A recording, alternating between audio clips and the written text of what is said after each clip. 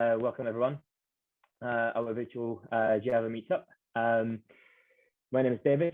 I am a Java recruiter across London, and with me co-hosting today is my colleague B. She is also recruiting in Java space, but on contract. And with us today, we got Ying, who will be doing a presentation. So I'm just gonna, without further ado, just pass it on to you, Ying, and let you do your thing, okay? Sure. Okay, let me figure out the screens. And can I just add, if people have any questions all throughout, please feel free to put it in the chat box. Me and B will read them out to you. And also, of course, right at the end, there will be a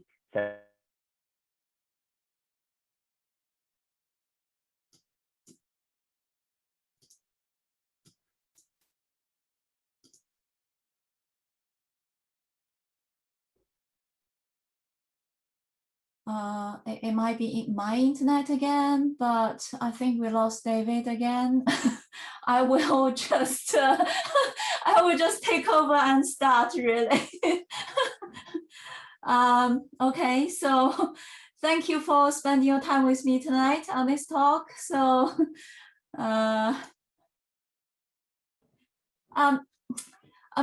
a minute intro about myself. I'm the Adaptive Intelligence Application Platform owner, where I lead multiple development teams to build a cloud machine learning platform for Oracle SaaS application teams.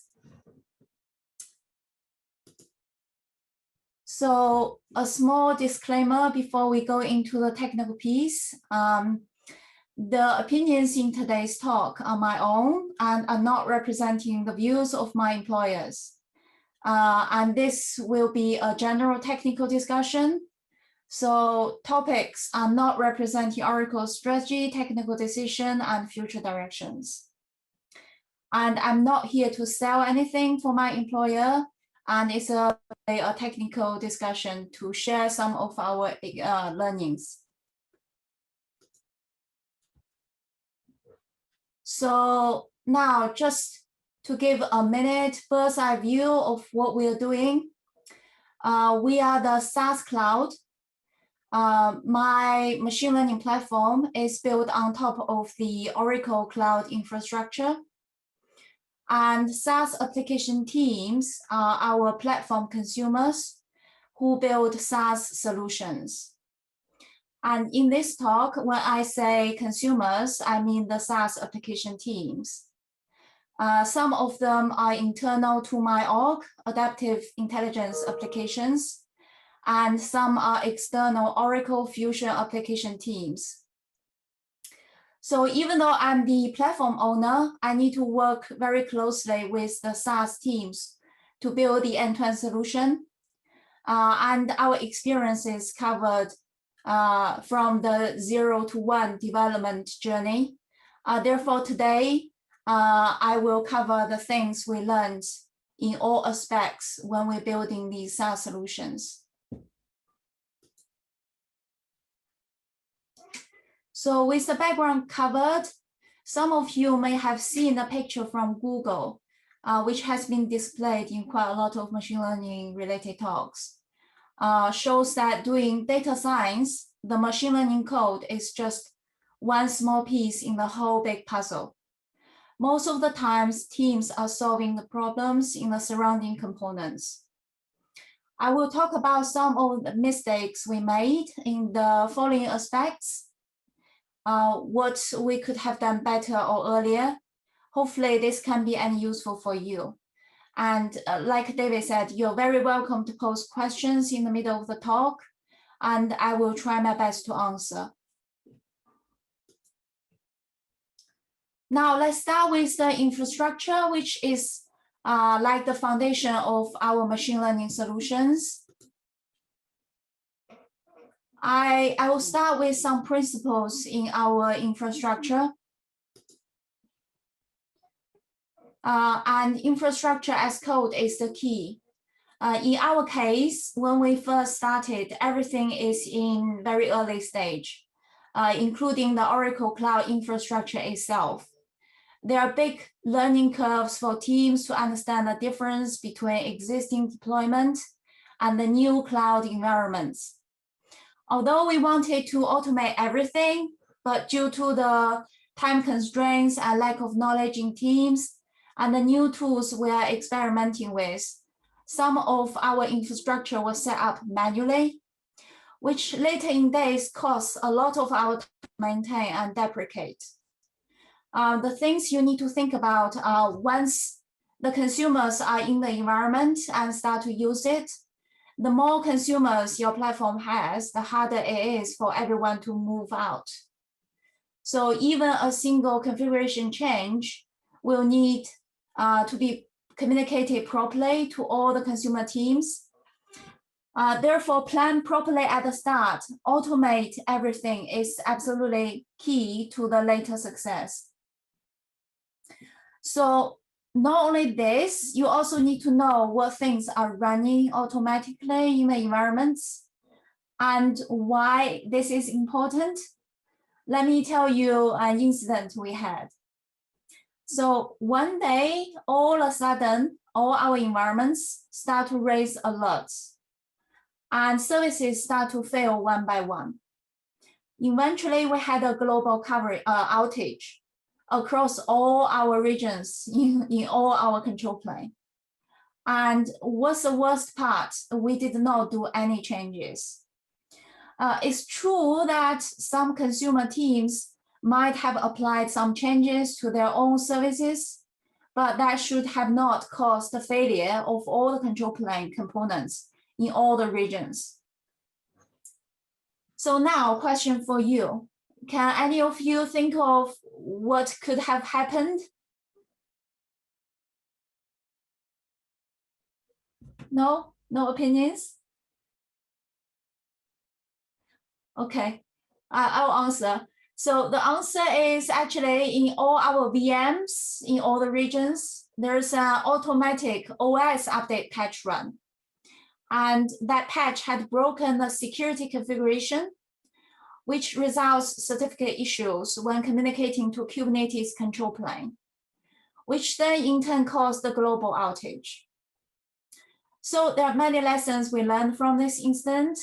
And one of them being we got to know exactly what is running in all environments at all times, even though that means it's an automatic system update, which appears to be very low risk to the running systems. And that incident has caused a big event for my teams. And in a cloud service, that is absolutely not allowed. Another important piece to bear in mind when running a cloud service is documentation and books.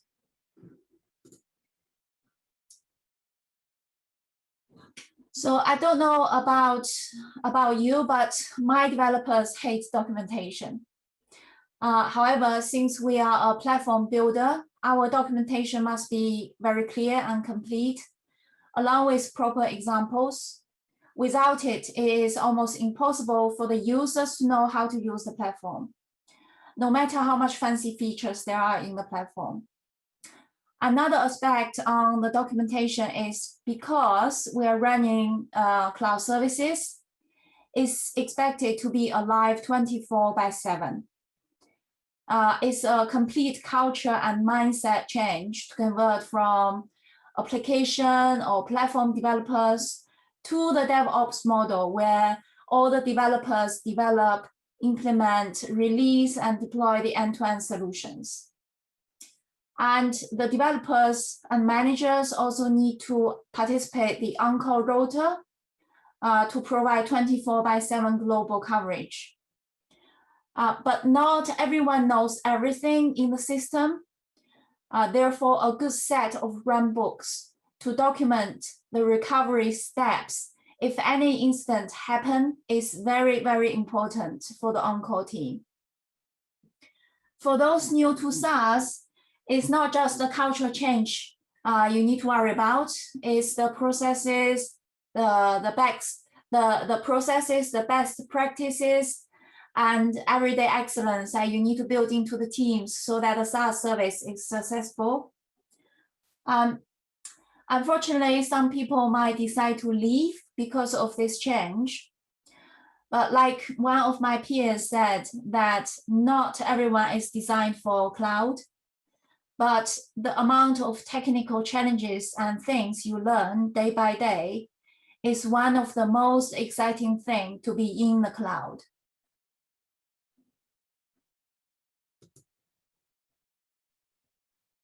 In terms of technology, we use Kubernetes. Kubernetes has a huge community contributing to it. It's a future-proof solution, can improve productivity, has functions to auto-scale, etc. Among all those benefits, one of them I really like is the declarative management, which is very well explained in this picture. If you're interested, feel free to dive into the picture. The declarative management gives us benefit of providing a platform service where consumers could simply use YAML definition to define the kind of resources they want without a painful code change, which dramatically reduces the development cycle. However, running services on top of Kubernetes is not as easy as it seems. I don't know whether any of you have seen this comic from Google, which kind of trying to explain that before Kubernetes, people who deliver services feel like life is so hard. And after using Kubernetes, they're supposed to have a happier life. But the harsh reality is, unfortunately, my life is very much the same. So there are many mistakes we made and learned from it, but unfortunately, I will not have enough time to go through all of it tonight. I will talk through a few.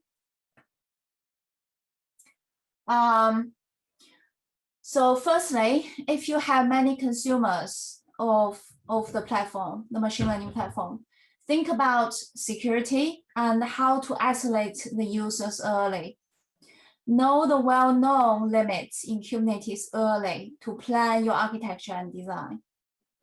So in our case, one day we noticed in some of our Kubernetes clusters, new pods are hanging in pending state, even if the Kubernetes nodes have enough resources like CPU and RAM. After digging around, we found that actually Kubernetes supports 110 pods per node. Even though there's a PR to support 500 pods per node, as per 25th of March this year, that PR is still open. So another case we had was because all of our consumers sharing a few dev environments. And when we started in early days, we didn't isolate these consumers to their own namespaces, and we didn't restrict their resources usage. We had a plan though. Then very quickly we got to the big problem when nobody cares about each other. So they all try to squeeze one more resource in for their own app. Eventually, the resources are running out very quickly. And we had to do cleanup frequently to get the cluster running again. So do plan your resources with your consumers beforehand. Finally, let's not forget about security. Assign the right cluster access for human, for code, they're different. Figure out the role-based access control early. Things like roles, cluster roles, role bindings. Think about them before offering the platform to consumers.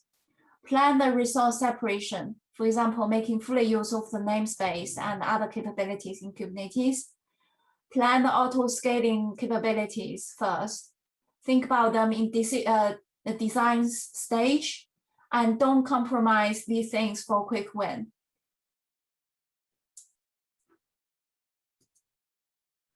So this may not apply to everyone, but because of the volume of data we're processing, and when we started, there was no Hadoop as a service in OCI ready for us. So we had to deploy and maintain our own Hadoop infrastructure. And when I say Hadoop infrastructure, I mean Zookeeper, Kafka, Spark, HBase, etc. And that has cost us a lot. Not only the cost to set it up, figure the right access, but also maintaining it at runtime is not a small piece of work. For example, some of the Zookeeper parameters need to be carefully tuned, to your runtime data volume. And HBase and Zookeeper can have strange issues, especially if you have unstable network, etc. Luckily, later in OCI, we have Spark as a service and OCI streaming, which is basically Kafka as a service. So we therefore happily migrated away from our own infrastructure to OCI hosted services. The migration steps and user management need to be thought through, especially if you have live customers and live products already have data in Hadoop. But the key lesson here is do not host your own Hadoop unless you really don't have a choice. So now, if infrastructure is sorted, let's talk about data, which is one of the most important elements in machine learning solutions. But before I move on, I just want to quickly check whether there's any questions.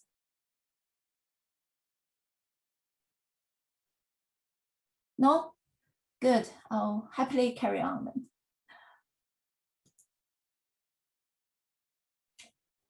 So getting real data and the right data is the very first step for the success of the product. There are a lot of things to think about. For example, data protection, things like PII. So why do we care? Consumers care what we do with their data and who did what. Legislation such as GDPR means we need a good reason to store and process data.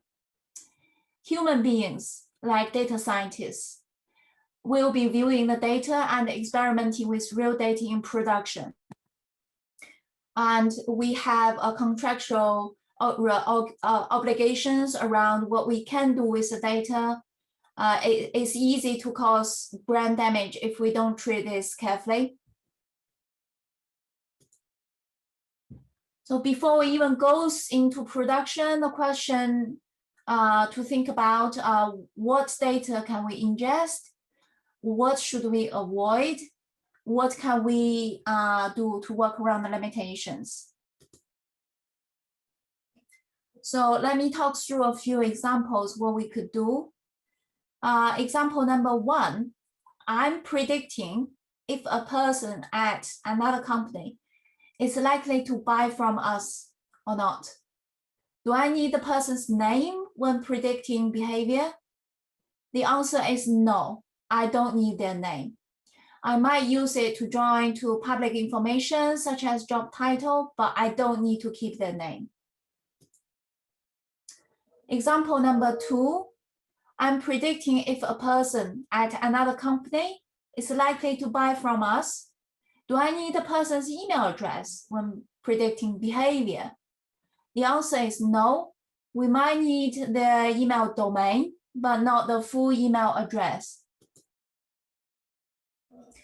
Example three, I'm predicting who should be promoted.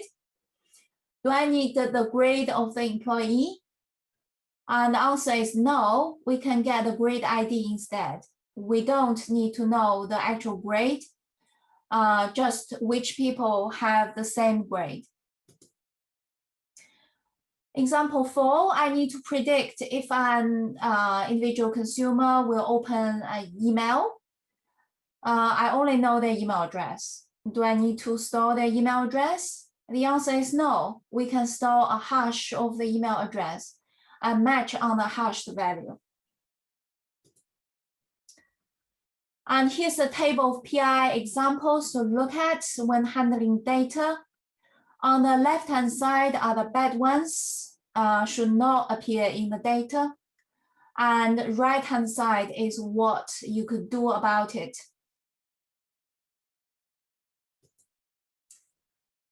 Here's some basic GDPR guidance on what you could do when processing data.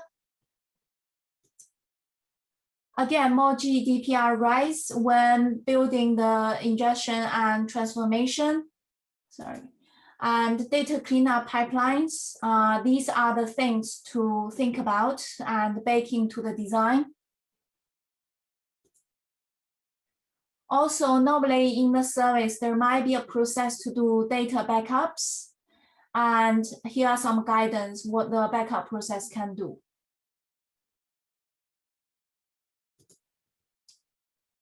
So once PII and the legal aspects are figured out, then the next step is the data pipeline. So for that, always analyze the use case, validate whether it is a valid machine learning use case or not first. Don't rush into building anything just because it sounds like a fancy machine learning project to have. Once confirmed, it is a valid machine learning use case.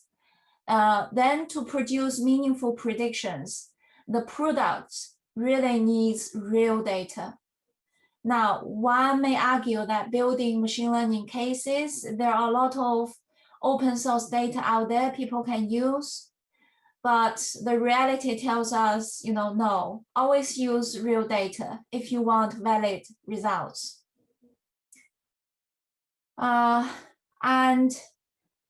If you have multiple tenant SaaS, then you need data from different tenants, not just one, because different tenants, the nature of the data will be different. You need your model to perform across different tenant data, not just a few. And in the same time, if you have some sort of data lake or database where raw data is saved, retrieve the data out from that to the machine learning environment. Because you don't want the machine learning processes impact the normal day-to-day running of the business application. Another thing is data scientists will need access to data and experiment with notebooks. And in our case, initially, we set up our own Jupyter notebook server to serve data scientists until later OCI launched data science service, where all we need to do is to set up the right access for data scientists to explore data for the right application and use case.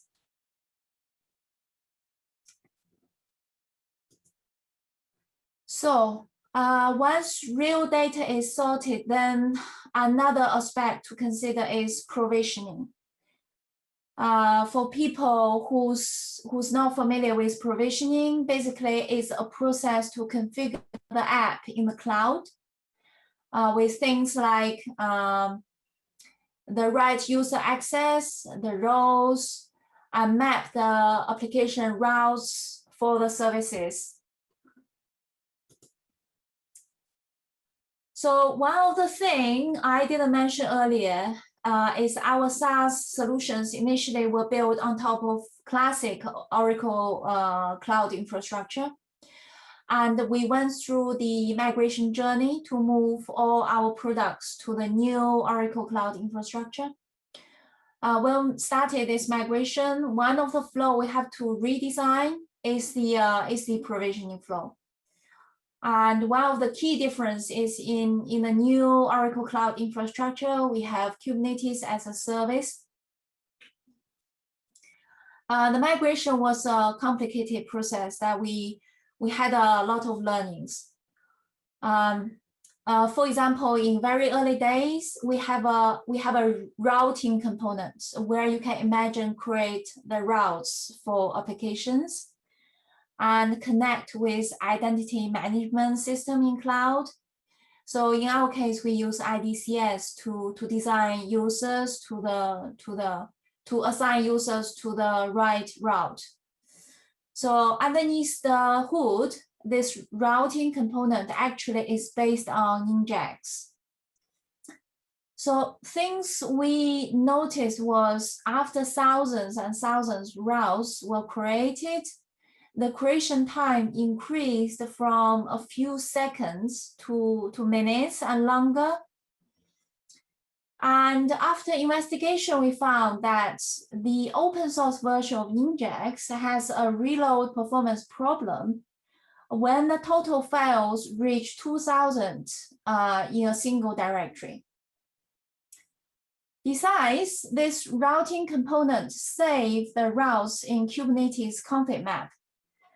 And the config map has a limitation of 1 megabytes. Apparently, the limit is from the etcd side, which is where Kubernetes stores its objects.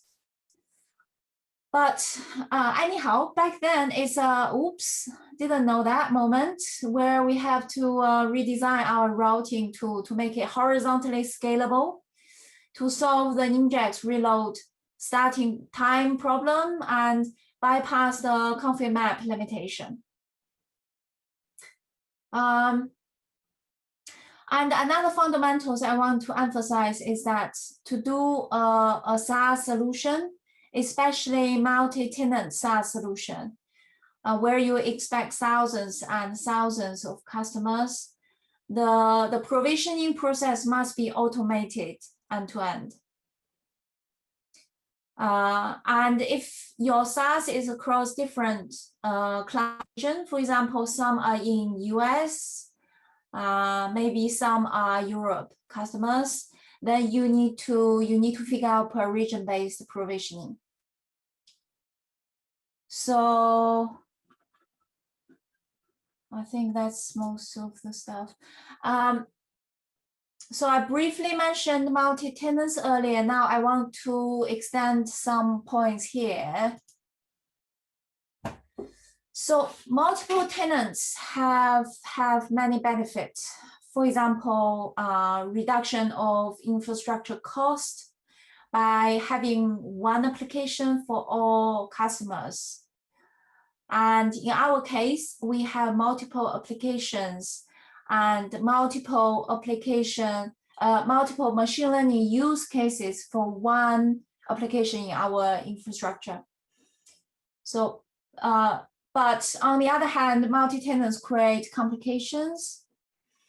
Again, in our case, we have use cases for both things like data isolation and sharing.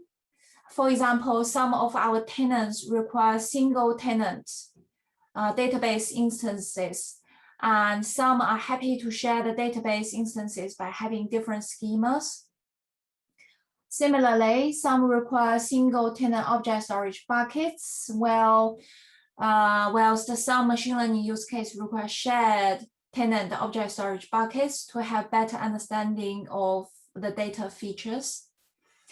So to reduce the setup and maintenance cost, we use Oracle Autonomous Database in our infrastructure, which makes scaling and maintenance very easily. Oracle's Autonomous Database is available in OCI, and you can imagine that as database as a service. So that way, the way we did is to set up the tenant data and policy isolation in provisioning stage. But the challenge is the continuous growth of the number of customers and data volume has hit our infrastructure limit a few times. So another challenge is how to manage the runtime dependencies on these storages for the runtime pipeline. So for example, if there's a network blip where the applications cannot reach out to object storage, whether the retry is in place, and at which rate to ensure the runtime application can self-recover.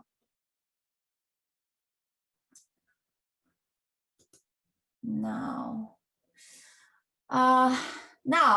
after all the above sorted, then let's talk about the machine learning pipeline. So people who does machine learning know that the machine learning pipeline roughly can be summarized as ingestion, transformation, training, and serving the predictions.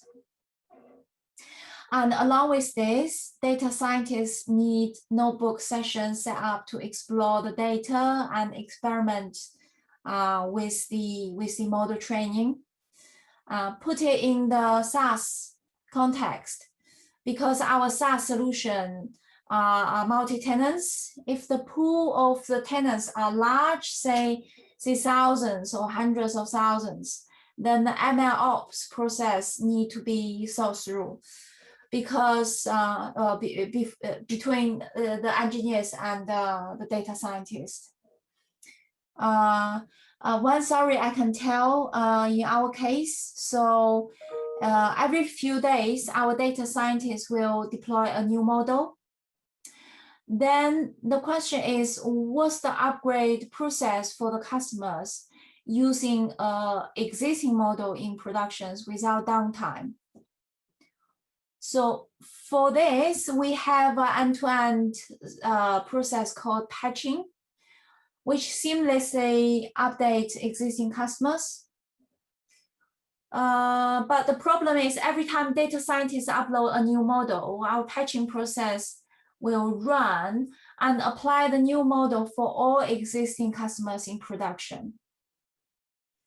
And because we have a very large customer pool, that's a lot of compute resources consumed by patching.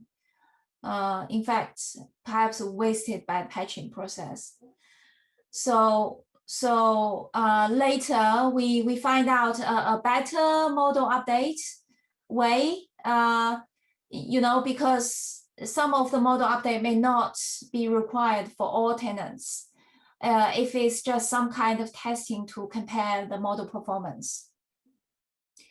But anyway, go back to what I wanted to say. So the ML pipeline and ML ops process need to be thought through with all use cases and scalability in mind. There are popular ML ops frameworks out there like Kubeflow and MLflow.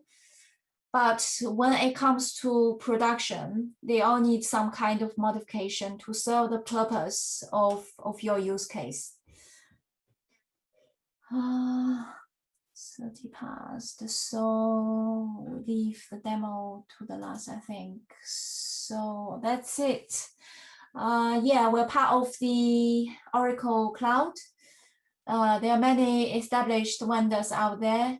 Oracle is not a big marketing segment, big marketing share in the cloud, but we are working at our best to provide useful features for our customers.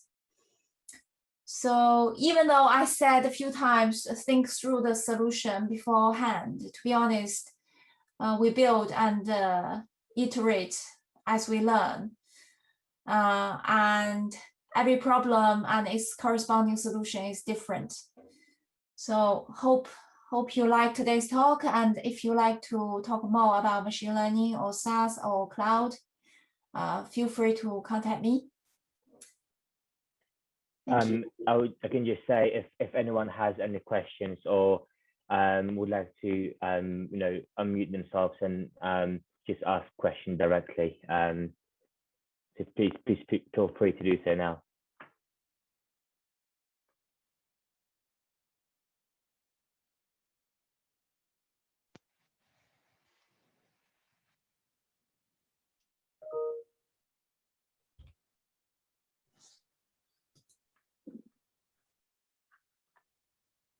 No, does that mean there's no questions? Anyone? No questions? Yeah, I would like to ask a question to you. Yeah, hi, this is Suresh.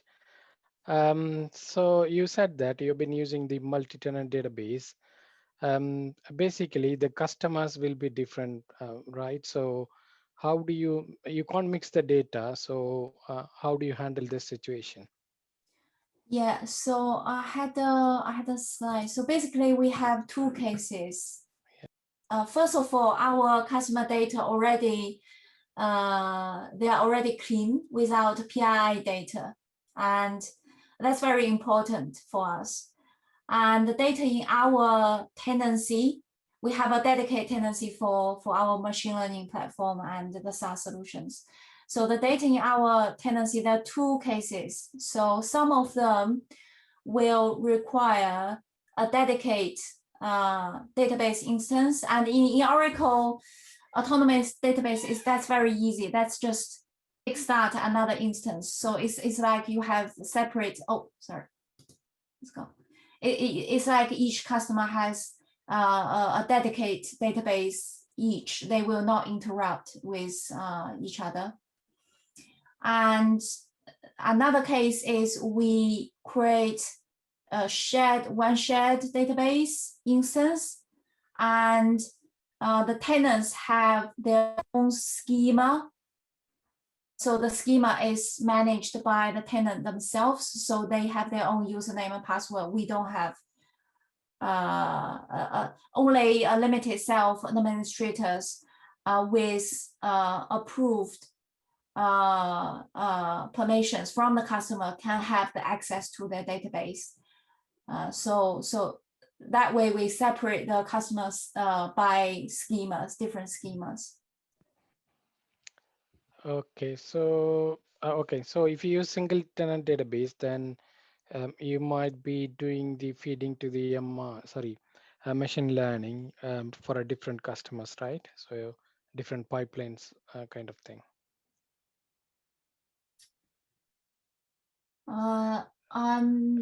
I'm not sure I understand the question. So the single tenant database. So imagine, well, when I say tenant, I mean one of the customers. So for example, IKEA, right? That's a customer. So single tenant database means somebody like IKEA will have their own database in this single tenant setup. Okay, yeah, that makes sense. Yeah, okay, thank you. Yeah.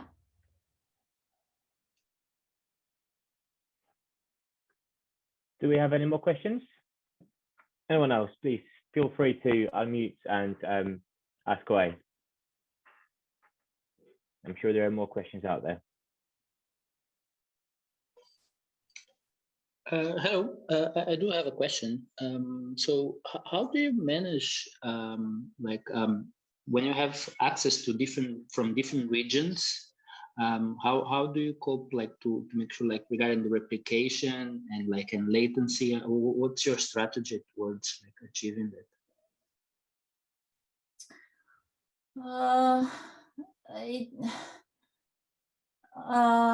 It really depends on the use case. So in our cases is different because, for example, our tenant, if they onboard in US, maybe in Phoenix region, the data will live in the Phoenix region object storage, and the data lives in Phoenix region. So it's unlikely they will go to somewhere else. It's like if we onboard IKEA in UK, IKEA decided to be in UK, they probably will not be onboarded in US again. So I think we're talking about different use cases here. Yeah. So I was definitely referring to the case where you have basically access from someone in US having need to get data that was basically maybe written in EU or in UK, for instance.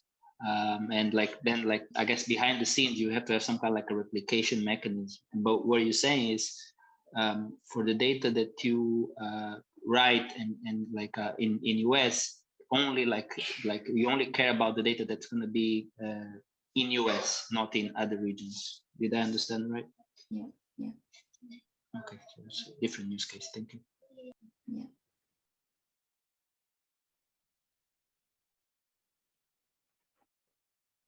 Okay. Any more questions? Anyone else?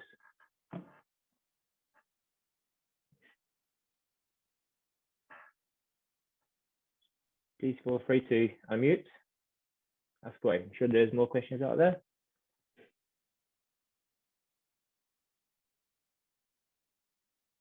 No, that's absolutely fine. I guess we're just gonna end it here in that case. If there is no more questions. Okay. So we'd like to thank everyone for attending, and we'd like to thank Ying most of all for obviously for a fantastic presentation. And I do hope that everyone will obviously find it as informative as I did. So yeah, thank you very much, everyone. Thank you. Yes, thank you. Thank you. Thank you. And yeah, the recording will be available on our website. And if you would like me to send it to you directly, that's also an option. So just ask away, and you can find it on our website, as I said as well. So yeah, once again, thank you very much for the fantastic presentation. Thanks. Okay. Bye. All right. Thanks, guys. Thank you. Bye. Bye. Cheers. Bye bye.